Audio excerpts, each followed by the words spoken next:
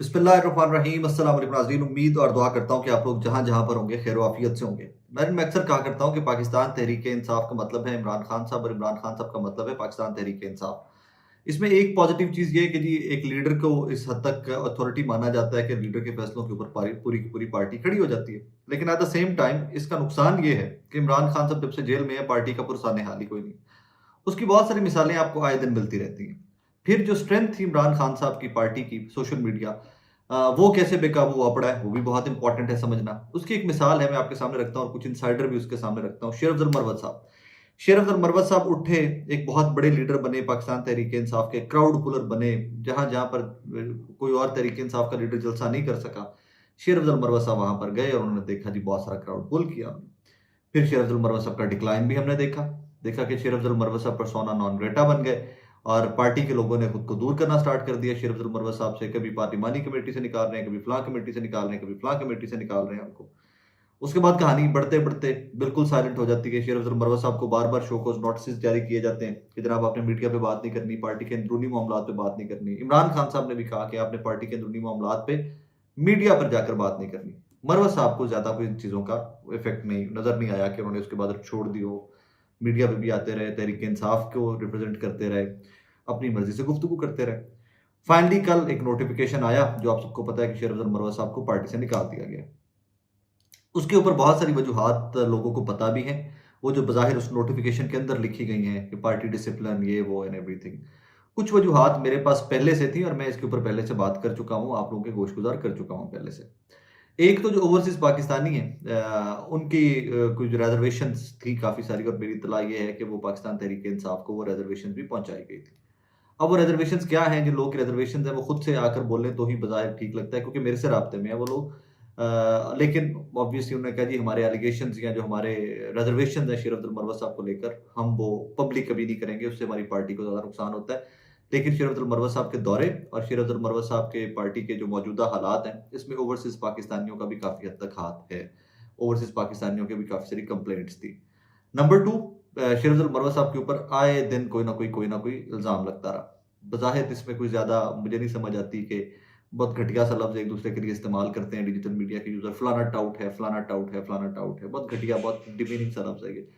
लेकिन at the same time किसी बंदे के पास कोई सबूत नहीं होगा। फलाना एजेंसियों के लिए काम कर रहा है, फलाना फलां के लिए काम कर रहा है, फलाना फलां के लिए काम कर रहा है। इसी तरह की रिजर्वेशन शेर अब्दुल मरवत साहब के ऊपर भी लगाई गई और उनके ऊपर एलिगेशंस लगाए।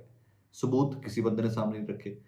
अच्छी बात ये कि जो गलाज़त के जो भी गंद इस फैसले के पीछे था, वो पार्टी के अंदर रखा गया। अभी तक उसको पब्लिक नहीं किया गया। इसके ऊपर बहुत सारी प्रेस कॉन्फ्रेंसेस नहीं की गई। इसके ऊपर आकर नहीं बताया गया। पार्टियों के अंदर बहुत सारे लोग हैं जिनके साथ मामलात ये चलते रहते हैं। आपको पीएमएलएन का इलेक्शन से पहले दानियाल अजीज और एहसन इकबाल साहब जो वाला मामला आपको याद होगा। हर पार्टी के अंदर मुखालफत होती है, हर पार्टी के अंदर ग्रुप्स होते हैं, हर पार्टी के अंदर एक्सेप्टेबिलिटी के इश्यूज आते हैं, कोई एक्सेप्ट किसी को करता है कोई नहीं करता। सो इसी किस्म के इश्यूज पाकिस्तान तहरीक इंसाफ भी इस तरह के चैलेंजेस एक्सेप्ट फेस कर रही है। हाँ, ये बात ठीक है कि इनमें कोई भी इतना सियाना नहीं है जो बाहर सारे बैठे हुए हैं, बुजुर्गवार जो सारे बैठे हुए हैं कि ये दो लोगों को इकट्ठे बिठाकर उनकी रिजर्वेशन को दूर कर सकें कि यार आइंदा ये काम नहीं करना। इनमें कोई भी इतना सियाना नहीं है मौजूदा लीडरशिप में। उमर यूब साहब से स्टार्ट हो जाए, अब नीचे तक आ जाए, कौन है जो बिठा कर कहे कि जी अब आपने मेरी बात माननी है, तो उनको कोई इनको लीडर भी नहीं मानता। प्रॉब्लम ये है पार्टी के अंदर, वो सब इमरान खान की तरफ देख रहे होते हैं कि हमारा लीडर एक है, तुम लोग तो सारे बस ठीक है अपने इमरान खान के नाम के ऊपर वोट लेकर बन गए हुए हो, सो मौज करो। So that is the kind of situation. आज इसके ऊपर इमरान खान साहब का जवाब समझिए उसको, क्योंकि जो उन्होंने इसके ऊपर रिस्पॉन्स दिया है शेर अफजल मरवत वाली कहानी के ऊपर, आई थिंक उसी को जवाब समझा जाए। शेर आज इमरान खान साहब से सहाफ़ियों ने जेल में गुफ्तगू की मुलाकात के बाद और उसमें उन्होंने बार-बार 3 दफ़ा सवाल मेरी इत्तला है कि पूछा गया शेर अफ़ज़ल मरवत क्या आपकी इजाज़त से निकाला गया? क्या आपने कहा था पार्टी से निकालना? तो उसके ऊपर खान साहब ने कहा इसके ऊपर बाद में बात करेंगे। इसके ऊपर टॉपिक के ऊपर बाद में बात करेंगे। कुछ और लोग जो हैं पार्टी के जिनसे मैंने राब्ता करने की कोशिश की तो उन्होंने कहा यार ये हमारा पार्टी का इंटरनल मैटर है, वजूहात ऑफ द रिकॉर्ड तो बताई जा सकती हैं but we can not bring it on the record. Fair enough. ये भी इनका एक इंटरनल सा मामला था। जब इमरान खान साहब ने कहा कि बाद में बात करेंगे इसके ऊपर, तो दैट सेज इट ऑल। उससे ये चीज़ ज़ाहिर होती है कि इमरान खान साहब की इसमें उनकी सपोर्ट हासिल थी इस फैसले को, तभी इस फैसले को इम्प्लीमेंट किया गया। जिसके नाम से नोटिफ़ाई किया गया है, वो भी फिरदौस साहब जो हैं, जिनके नाम से नोटिफ़ाई किया गया है, हालाँकि उमर अयूब साहब भी कर सकते थे, किसी और से भी करवाया जा सकता था, लेकिन पीछे बहुत कुछ अभी चल रहा है। इसके ऊपर एक चीज़ के ऊपर मैं मुझे कहने की इजाज़त दीजिए कि शेर अफ़ज़ल मरवत साहब का अपना रिस्पॉन्स जो है वो पॉजिटिव है फॉर द फर्स्ट टाइम। वरना वो हमेशा से मुँह ज़ोर घोड़े वाला या मुँह ज़ोर एक मतलब जो होता है ना कि मैं नहीं मानता, वो वाला उनका एटीट्यूड होता था। बट इसमें उनका मुझे एटीट्यूड बड़ा पसंद आया और उनका एटीट्यूड ये था जनाब कि मैं पार्टी के फैसले का एहतराम करता हूँ, लेकिन एक बात वाज़ेह कर दूँ, खान का सिपाही था, हूँ और रहूँगा। बाकी उन्होंने कहा जी सीट छोड़ने वाली जो बात है उसके ऊपर मैं अपने कबीले से, अपने वोटर से बात करूँगा, उसके बाद मैं आपके सामने रख दूँगा। सो मेरी अभी तक की इत्तलात या मेरी अभी तक की रीडिंग ये है कि इस फैसले के अंदर इमरान खान साहब की आशीर्वाद शामिल है। इमरान खान साहब ने गो अहेड दिया है तो ये फैसला हुआ है, एमए नहीं हो गया। इसी तरह का एक और इंटरनल कंट्रोवर्सी पाकिस्तान तहरीक-ए-इंसाफ की आज। अच्छा, इसमें एक और चीज़ ज़रा ज़हन में रखिएगा। शेर अब्दुल मरवत साहब को लेकर ऑपोजिशन ने उनको ब्लू आइड आजकल बनाया हुआ है। ऑपोजिशन के जो वो हुकूमत ने आजकल ब्लू आइड बनाया हुआ है शेर अब्दुल मरवत साहब को। बहुत सारे नून लीग के लाइक माइंडेड सहाफ़ी जो हैं, वो कह रहे हैं शेर अब्दुल मरवत से बेहतर लीडर है ही कोई नहीं तहरीक-ए-इंसाफ में। शेर अब्दुल मरवत गए, पार्टी खत्म शुद्ध। शेर अब्दुल मरवत तो वाहिद आदमी थे जो जलसे जुलूस कर सकते थे, जो क्राउड पुलर थे। तो इस हमदर्दी की वजह समझ लीजिए, वो भी आपके सामने रख देता हूँ। इस हमदर्दी की वजह ये है कि शेर अफ़ज़ल मरवत साहब में इतनी हवा भर दी जाए कि वो ये कहने पे मजबूर हो जाएँ कि भाईजान आपने मुझे पार्टी से निकाला है। और इसमें फ़हीम जो है मोहम्मद फ़हीम साहब पेशावर के रिपोर्टर हैं। उन्होंने कहा हुआ है कि जनाब अब सारी नज़रें हुकूमत की शेर अफ़ज़ल मरवत की तरफ हैं कि ये फॉरवर्ड ब्लॉक बनाएँगे। तो बीच में तहरीक-ए-इंसाफ के एमपीज़, एमएनएज़ जो हैं वो टूट जाएँगे जमात से, लिहाज़ा शेर अफ़ज़ल मरवत साहब में हवा भरी जा रही है। एनीवेज़ फिर उन्होंने बड़ा स्मार्ट रिप्लाई किया इसका कि पार्टी के फैसले का एहतराम करता हूँ और as a matter of fact इसमें केपीके को समझने की ज़रूरत है थोड़ी-सी। मरवत साहब के हो जाए या कुछ भी हो जाए, केपीके के अंदर हुकूमत होते हुए, इमरान खान का वोट होते हुए, तहरीक-ए-इंसाफ रिसेंटली से इलेक्शन हारी है। वो आप ज़रा ज़िमनी इलेक्शन का जाके निकाल लीजिएगा कि वहाँ पर क्या इंटरनल पॉलिटिक्स बहुत ज़रूरी होती है सूबों की और वो उनमें वहाँ मौजूदा लोकल जो लीडरशिप होती है उसको देखना बहुत ज़रूरी होता है।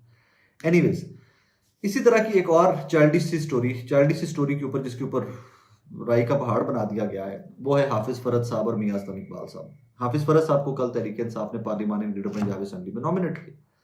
उसके बाद से जनाब 2 ग्रुप्स जो हैं वो खुल के प्रोपेगेट कर रहे हैं कि जी हाफिज़ फ़रहत, फिर वही लफ्ज़ कि कंपनी का बंदा है, फलाँ का बंदा है, फलाँ का बंदा है, मियां असलम इकबाल को बनना चाहिए, मियां असलम इकबाल को बनना चाहिए।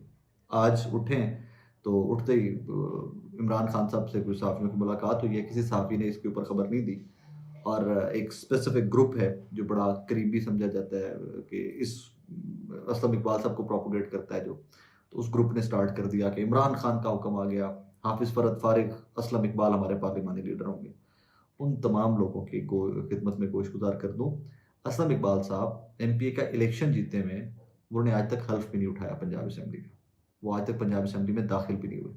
पार्लिमानी लीडर बनने के लिए पहले एमपी होना पड़ेगा, पहले असेंबली में आना जाना पड़ेगा, फिर आज की मेरी इत्तला ये है कि इमरान खान साहब के सामने रिजर्वेशन रखी गई है हाफिज़ फ़रहत का नाम लेकर। एक खातून और एक मर्द की जानिब से मुलाकात में। तो मेरी इत्तला ये है कि इमरान खान साहब ने कहा है कि जिसका तुम लोग नाम ले रहे हो बार-बार, वो है कहाँ पे? उसको मंज़र आम पे तो आने दो। वो बात कर रहे थे मियां असलम इकबाल साहब। अब इसमें 2 ग्रुप्स हैं, दोनों और मेरी इत्तला ये है आज की कि हाफिज़ फ़रहत ही काम करेंगे पार्लिमानी लीडर के ऊपर। इमरान खान साहब का फैसला यही था कि यही बात करेंगे और आइंदा इस टॉपिक के ऊपर मेरे से बात मत करना। ये भी इस तरह का भी कोई जेस्चर या इस तरह का भी कि जिस बंदे का तुम बार-बार नाम ले रहे हो, उसको पहले लेके तो आओ, है कहाँ पे वो एंड एवरीथिंग। अब अजीब-सी बात है इस सियासी जमात के बंदा क्या करे कि खबर किसी के पास होती कोई नहीं, इंटरनल पॉलिटिक्स के ऊपर आकर अपनी-अपनी ग्रुपिंग के ऊपर, अपने-अपने फेवरेटिज़्म के ऊपर आकर असलम इकबाल साहब का जो ग्रुप है वो उसका पलड़ा भारी हो जाता है, कभी-कभी हाफिज़ फ़रहत का पलड़ा भारी हो जाता है। लेकिन इसके ऊपर कोई भी नहीं है कि जो बंदा खड़ा होकर डिटेल में बात करे कि यार this is what Khan said, this is what is going to happen. कोई बंदा ऐसा नहीं है। बस सुकून से लगे हुए प्रोपेगेंडा हो रहा है, खत्म शुद्ध, हाफिज़ फ़रहत खत्म शुद्ध, दूसरे कहते हैं मियां असलम खत्म शुद्ध। सो मामलात चली जा रहे हैं इसके ऊपर और पार्टी फिर वही बात कि इमरान खान, कहानी वहाँ पे जाकर खत्म होती है कि जो उन्होंने कहना है, होना तो वो है। इसके ऊपर आई थिंक कोई ज़्यादा मौसर हिकमत अमली होनी चाहिए और वो एक दफ़ा ना आपको बड़ा याद होगा, एक दफ़ा शेर अफ़ज़ल मरवत साहब ने कहा जी कि मैं अपनी सोशल मीडिया की टीम बनाने जा रहा हूँ, मैं ये करने जा रहा हूँ, मैं वो करने जा रहा हूँ। उनको क्यों ज़रूरत पेश आई थी, वो आपको समझ नहीं है, तो अभी रिसेंटली हाफिज़ फ़रहत और मियां असलम इकबाल साहब वाली कंट्रोवर्सी को देख लीजिए, आपको समझ आ जाएगी। सो ग्रुप्स तो है, वो सबको पता है कि ग्रुप्स तो हैं और ये ग्रुप्स किसी के कंट्रोल में नहीं है। इनको पार्टी पॉलिसी से, इनको सियासत से किसी को कुछ लेना देना नहीं है। अपने अपने एजेंडाज हैं, मुझे फलाना बंदा पसंद है, वो 10 लोग मिलते हैं, वो एक के हक में ट्वीट्स करना शुरू कर देते हैं। फलाना बंदा मुझे नापसंद है, 10 लोग उसके खिलाफ ट्वीट्स और ब्लॉग्स करना स्टार्ट कर देते हैं। तो that's the politics right now कि पाकिस्तान तहरीक इंसाफ को टारगेट जहाँ हुकूमत को करना चाहिए, वो आपस में ही लड़ी मरी जा रहे हैं इस टाइम के ऊपर उनके सोशल मीडिया के लोग। और इसीलिए मैं कहता हूँ कि सोशल मीडिया वो ताकत बन चुका हुआ है, वो कि जिसको अब ये किसी के भी कंट्रोल में नहीं है। ये किसी के भी कंट्रोल में नहीं, इवन इमरान खान साहब के कंट्रोल में नहीं है, नवाज शरीफ साहब और जरदारी साहब के भी कंट्रोल में नहीं है। उनकी अपनी पार्टियों के सोशल मीडिया के लोग जो हैं, ये बेलगाम हो चुके हैं, ये मतलब बहुत मुंह आवर घोड़े बन चुके हैं, जोरावर घोड़े बन चुके हैं। ये किसी भी तरफ जाना चाहें तो ये खुद ही निकल जाते हैं। अपना ख्याल रखिएगा, दुआ में याद रखिएगा। अल्लाह हाफिज़।